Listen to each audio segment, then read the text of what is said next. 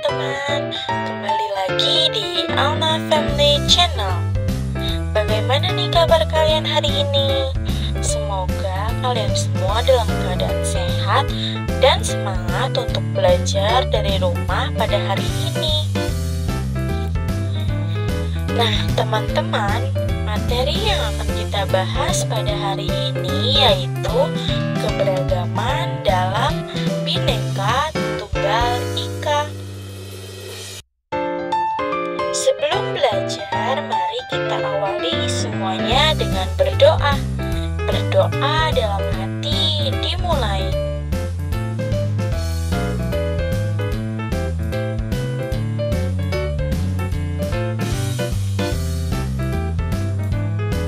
Berdoa selesai. Nah teman-teman, sebelum lanjut ke materi, aku ingatkan lagi untuk jangan lupa subscribe, like, komen, dan share supaya teman-teman kalian yang lain bisa ikut belajar dalam video ini. Let's go, kita langsung ke materi.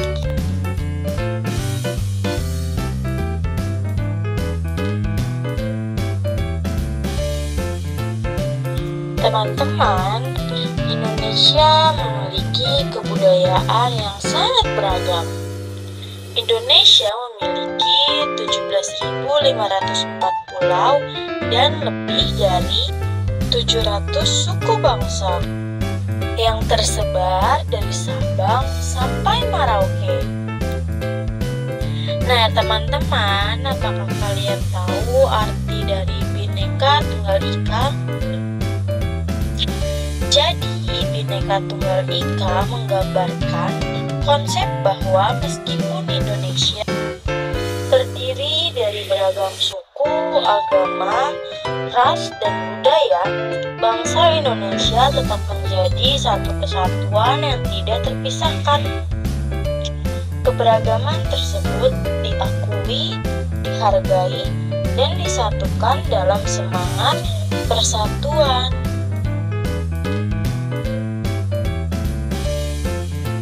Provinsi pertama yaitu Provinsi Jawa Tengah. Rumah adatnya yaitu Rumah Adat Joglo. Suku bahasa di Provinsi Jawa Tengah ini ada Jawa, Samin, dan Karimun.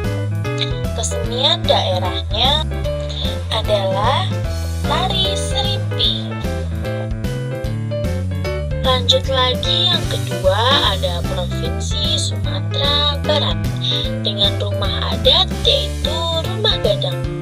Nah teman-teman, pada Provinsi Sumatera Barat terdapat suku bangsa Minangkabau, Bilia, dan Caniago. Kesenian daerah dari Provinsi Sumatera Barat ada tari piring. Lanjut lagi, yang ketiga ada Provinsi DKI Jakarta. DKI Jakarta memiliki rumah adat yaitu Rumah Kebayang. Sedangkan suku bangsa yang ada di provinsi ini yaitu suku Betawi. Nah teman-teman, kesenian yang ada di daerah ini yaitu tari yapong. Lanjut lagi, yang keempat ada Provinsi Aceh. Provinsi Aceh memiliki rumah adat yaitu Romo Aceh. Nah teman-teman, suku bangsa yang ada di Provinsi Aceh ini ada Aceh dan Gayo. Sedangkan kesenian daerah dari Aceh ada tari saman. Nah teman-teman, yang selanjutnya ada Provinsi Kalimantan Timur. Di Kalimantan Timur memiliki rumah adat yang disebut dengan Rumoh Lamin. Sedangkan suku bangsa yang ada di Provinsi Kalimantan Timur ada suku bangsa Bulungan dan Tidung. Nah, di Provinsi Kalimantan Timur ini juga memiliki kesenian khas loh, yaitu tari golek. go! Yang selanjutnya ada Provinsi Banten. Di Banten terdapat masyarakat dari suku Baduy luar dan Baduy dalam. Nah teman-teman, masyarakat Baduy luar selalu menggunakan pakaian berwarna hitam atau biru, sedangkan masyarakat dari Baduy dalam menggunakan pakaian dominan warna putih. Nah teman-teman, kalian udah tahu belum kalau suku Baduy ini selalu menggunakan pakaian adat yang sama di setiap acara adatnya. Teman-teman, di suku Baduy memiliki makanan pokok yang tidak hanya beras loh. Mereka juga memiliki makanan pokok seperti jagung dan umbi-umbian. Teman-teman, sekarang kita beralih ke baju tradisional setiap daerah. Yang pertama ada rok rumbai dari daerah Papua. Yang kedua ada baju Jawi dan kebaya dari daerah Jawa. Dan yang ketiga ada kebaya dari daerah Bali.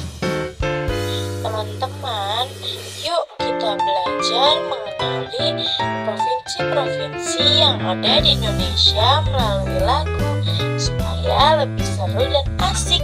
Let's go! Gayo di Aceh, suku Baduy di Banten, suku Ambon di Maluku,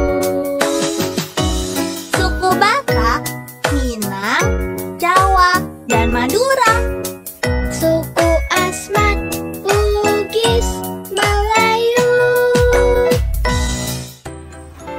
Teman-teman, setiap daerah memiliki lagu tradisionalnya masing-masing.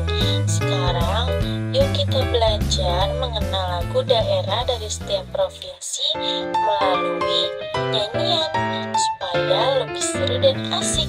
Let's go! Mana anak kambing saya, mangsang bigi di hurung bari-bari. Rasa sayangnya, kalau dicium merahlah pipinya. Selanjutnya ada makanan tradisional dari berbagai daerah. Yang pertama ada kerak telur. Kerak telur berasal dari daerah Jakarta.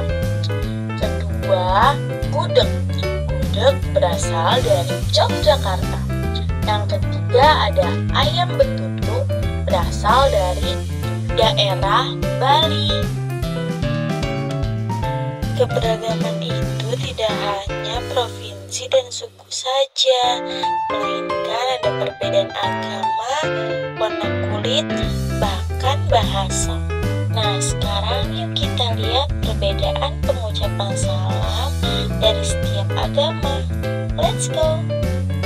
Ada yang mengucapkan salam dengan berkata Assalamualaikum, ada juga yang Shalom, dan ada pula yang mengucapkan Namo Buddhaya. Teman-teman semua, jadi keberagaman masyarakat Indonesia itu disebabkan oleh beberapa faktor. Faktor yang pertama yaitu letak strategis Indonesia. Yang kedua, keadaan geografis. Ketiga, perbedaan kondisi iklim. Dan yang keempat, sikap terbuka masyarakat Indonesia. Teman-teman, apakah kalian sudah tahu mengenai pentingnya memahami keberagaman? Ya, jadi memahami keberagaman itu sangat penting. Sikap saling menghormati budaya perlu dikembangkan agar kebudayaan kita tetap lestari, tidak terkena arus negatif yang datang dari luar. Selanjutnya, kebudayaan bersifat universal, yaitu yang pertama, bahasa sebagai penghubung masyarakat.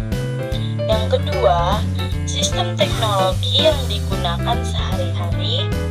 Ketiga, sistem mata pencarian dan sistem ekonomi.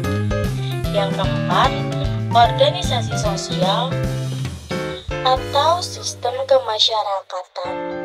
Yang kelima, sistem pengetahuan. Yang keenam, religi atau kepercayaan. Yang ketujuh adalah kesenian. Itulah ketujuh unsur yang bersifat universal pada kebudayaan. Yang selanjutnya adalah keberagaman dalam beragama.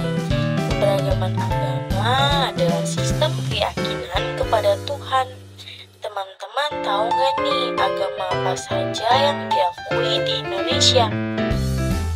Ya, jadi agama yang diakui di Indonesia ada Islam, Kristen, Katolik, Hindu, Buddha, dan Konghucu. Yang selanjutnya adalah keberagaman ras.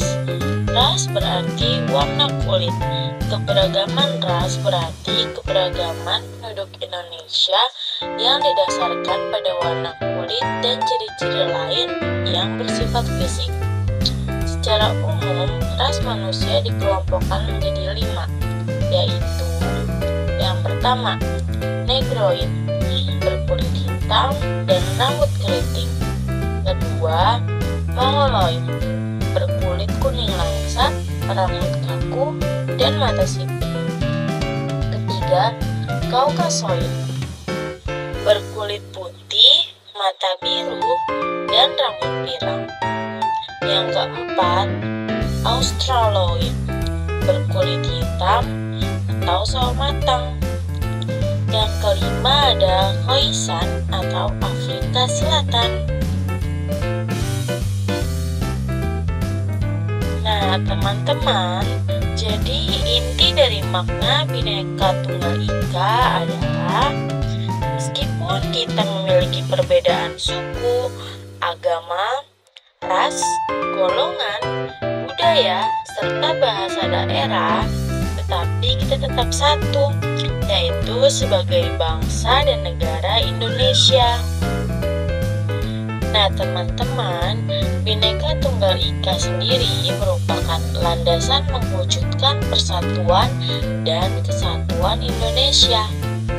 Jadi, perbedaan bukan halangan untuk mengembangkan pergaulan, tetapi dorongan untuk saling mengenal dengan prinsip saling menghormati dan menghargai satu sama lain.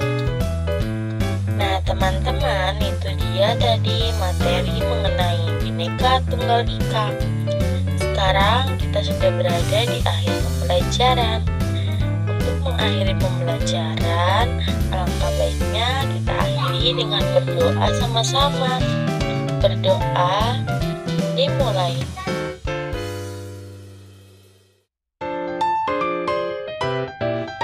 Berdoa selesai. Terima kasih untuk teman-teman yang sudah belajar bersama pada hari ini. Semoga materi yang disampaikan bisa menambah ilmu pengetahuan untuk kalian semua. Dan jangan lupa untuk saksikan video berikutnya dengan tema materi yang lebih menarik. Terima kasih sudah menyaksikan video pada hari ini hingga akhir. Aku ingin ingatkan kembali, jangan lupa untuk like, komen, dan share supaya teman-teman kalian yang lain bisa ikut belajar bersama. Dan jangan lupa untuk subscribe dan nyalakan tanda lonceng supaya kalian tidak ketinggalan video berikutnya. See you next video. Bye-bye.